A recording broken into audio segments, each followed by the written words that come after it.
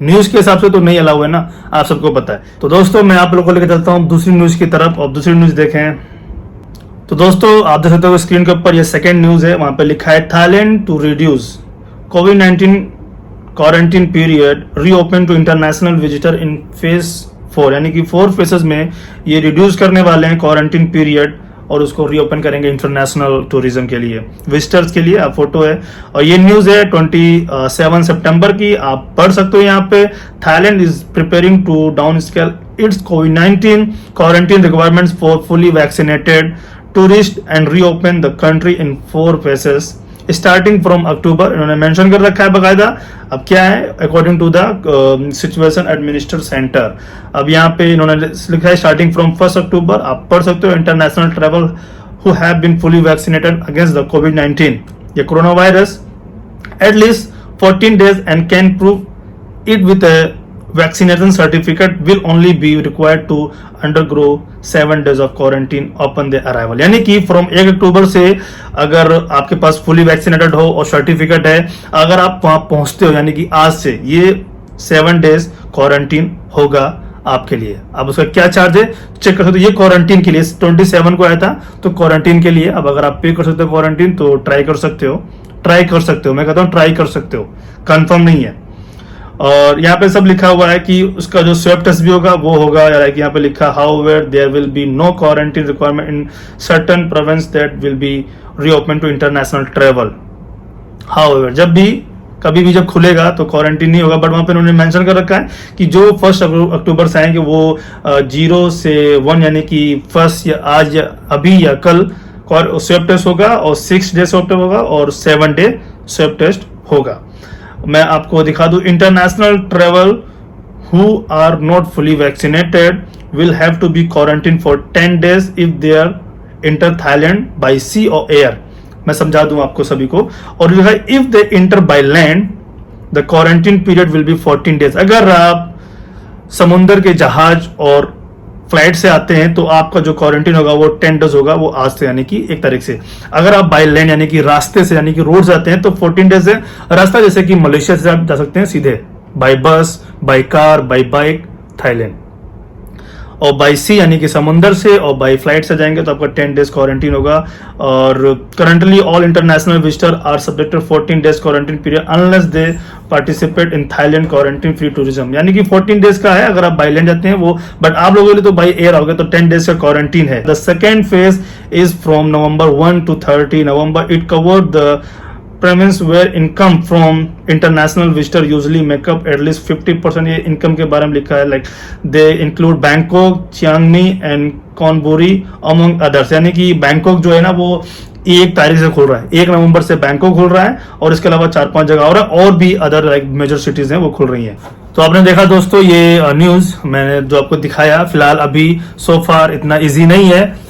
मैं इन दोनों न्यूज का जो लिंक है वो डिस्क्रिप्शन में डाल दूंगा, आप जाके 1 by 1 पढ़ लेना अच्छे से। जो 22 सितंबर की थी वो और जो 27 की थी, 27 को उन्होंने चेंजेस लाए थे। 22 सितंबर को उन्होंने कहा कि कोई भी अलाउ नहीं है, हम नहीं खोल रहे, हम इसको पुश कर रहे हैं नवंबर तक। बट 27 को उन्होंने चेंजेस ला दिए कि फ्रॉम 1 अक्टूबर टू अक्टूबर में अगर जिनको आना है, चाहे वो यानी उनको पता है कि जो फ्लाइट से और सी से यानी कि जहाज से आएंगे, पानी वाले जहाज से और फ्लाइट से, उनके लिए 10 days क्वारंटीन है। और जो जमीन से यानी कि जो बाई बस, कार, मोटरसाइकिल से जाएंगे लाइक मलेशिया से हो गया और भी कंट्री जुड़ी हुई हैं, उनके लिए 14 days क्वारंटीन है। स्वैब टेस्ट बता दिया आपको, 1 दिन 6, 7 उसके हिसाब से वो गवर्नमेंट वहां के करेंगे।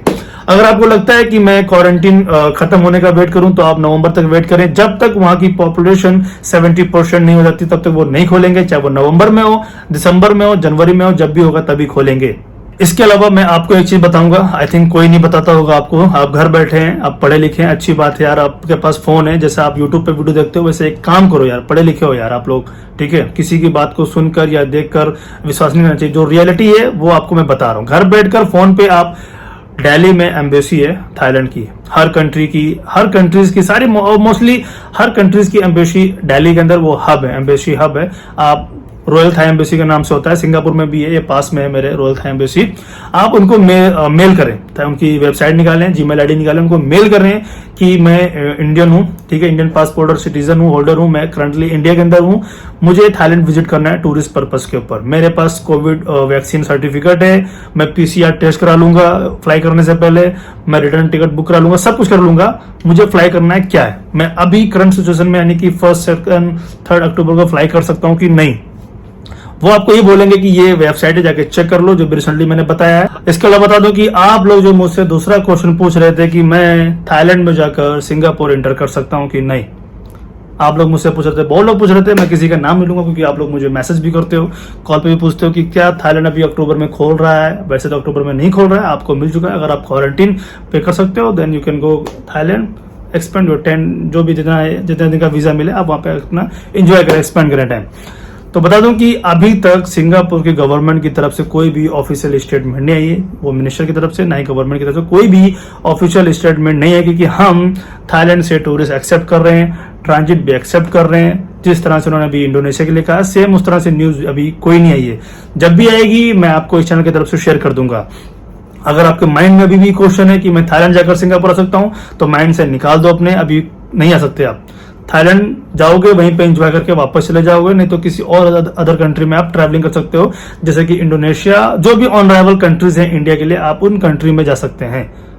अदरवाइज सिंगापुर आना बहुत मुश्किल है। अभी क्या है मैं आने वाली एक वीडियो में बताऊंगा, जैसा कि आप लोग मुझसे बार बार ये पूछते हो कि सर आप वीडियो में कह रहे थे कि हम इंडोनेशिया जाकर सिंगापुर आ सकते हैं, मालदीव जाकर हम आ सकते हैं, तो क्या सीन है मैं बताने वाला हूं। आगे एक वीडियो बनाकर मैं आप सबके साथ शेयर करूंगा, आप उस वीडियो को देखेंगे सब समझ जाएंगे कि क्या सीन है, ठीक है दोस्तों। इसलिए मैं आप सभी से मैं जब से वीडियो बना तो उससे मैं कह रहा हूं कि प्लीज किसी की बातों पे ट्रस्ट नहीं करें, विश्वास ना करें, न्यूज देखें, वहां के हालात देखें कि क्या है, वहां की गवर्नमेंट से जो न्यूज आती है वहां देखें। मैंने कह दिया है इस पिछली वीडियो में, घर पे बैठकर आप एम्बेसी को मेल भी कर सकते हैं, किसी से पूछने की जरूरत ही नहीं है, आप पढ़े लिखे हो। मैंने हर बात वीडियो में कहता हूं कि आप सब पढ़े लिखे हैं, आप सब सिंगापुर आना चाहते हैं, अच्छी बात है, आपका ड्रीम है पूरा हो, जो और कंट्री जाए तो वो भी जाए, बट अब किसी की बात सुनकर विश्वास करने से पहले अभी मैं आपको बता दूं, छोटी सी मैं और इसमें ऐड कर रहा हूं कि इंडिया में इतने सारे बंदे, इतने सारे लड़के फ्रॉड, एस पास और वर्क परमिट में फंसे हैं।